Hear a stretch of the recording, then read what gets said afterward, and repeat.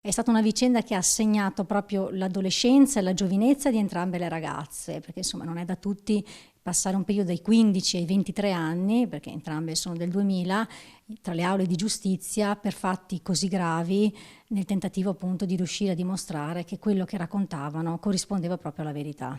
Era il 21 agosto del 2015 quando all'interno della Baita al Lago, discoteca di Castelfranco Veneto, una quindicenne fu vittima di uno stupro da parte di un giovane PR della discoteca di Loreggia.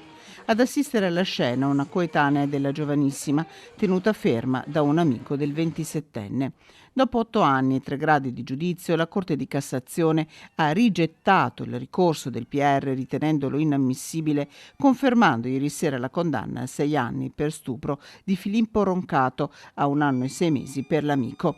La fine di un calvario per la giovanissima. La ragazza è scoppiata a piangere, un pianto assolutamente liberatorio, e perché è stata veramente dura. Ovviamente chi è vittima di questo tipo di reati ha sempre la paura di non essere creduta o creduto, quindi poi all'inizio era stata sottoposta veramente ad una gogna mediatica attraverso i social, quindi aveva solo 15 anni, quindi è stata veramente durissima. Ancora stamattina mi scriveva: avvocato, devo ancora realizzare, non ci posso ancora credere, non ci credo che sia finita e che mi abbiano creduto. Non aveva mai avuto dubbi la quindicenne che con coraggio e con il supporto fondamentale della mamma, insieme all'amica, è sempre andata avanti.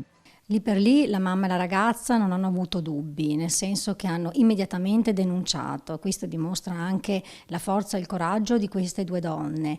È chiaro che poi il percorso lungo è un percorso che mette veramente a dura prova, però in questi casi bisogna sempre denunciare. Per il 27enne si sono aperte le porte del carcere. Adesso le vittime proseguiranno con la causa civile.